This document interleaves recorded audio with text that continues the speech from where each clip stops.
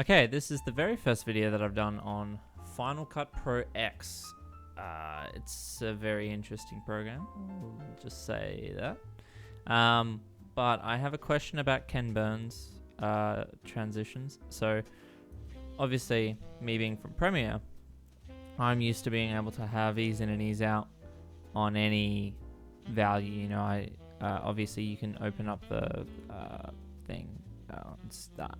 And you can like edit all the keyframes, but currently the only thing that I can actually edit is the opacity. That's what I can change, like to create S curves. Nothing else works. You have to use the Ken Burns thing.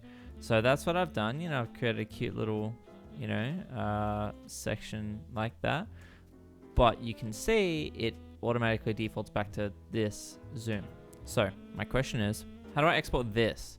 How do I get this to like as a zoom level, if you know what I mean? Like, I understand that this is 100% zoom, but how do I get this zoom reading so that I can then put it onto this clip here? Because this clip is still at 100% zoom. Now obviously it's a static image and I could just freeze frame this, but in the future, what if I have, obviously I have like a moving video, I'm gonna want to understand how this whole works. So that's my question. If anyone could answer it, that'd be great. I'm very new to Final Cut. I have been reading, ignore this, I have been reading the documentation, okay? I'm not a noob. I've been reading through everything. It's very comprehensive, so thank you to Apple who've done this.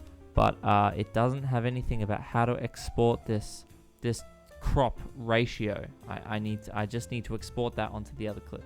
So if anyone has any ideas, that would be great. Thank you.